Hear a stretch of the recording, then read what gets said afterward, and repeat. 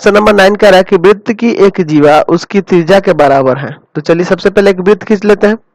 ठीक है, इसकी जीवा एक ले लेते हैं जो इसके त्रिज्या के बराबर हो जाए। तो चलिए जीवा थोड़ी सी छोटी लेनी होगी, है ना, जो उसके जीवा त्रिज्या के बराबर हो रही हो। चलिए तो त्रिज्या भी ले लेते हैं यहाँ से इस तरह से। ठीक है, अच्छा एक और त्रिज्या ऐसे खींच लेते हैं, कोई दिक्कत है? नहीं दिक्कत है ना।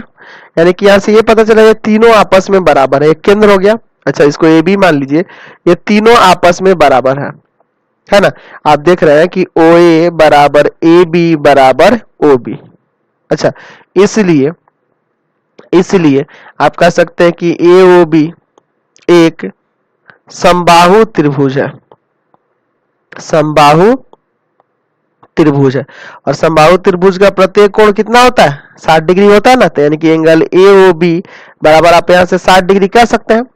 चलिए आगे क्या कर रहा है कि इस जीवा द्वारा दीर्घवृत्त खंड के परिधि पर, अच्छा इस जीवा द्वारा दीर्घवृत्त खंड के परिधि पर, यानी कि कुछ इस तरह से, यहां वाला कोण कितना होगा?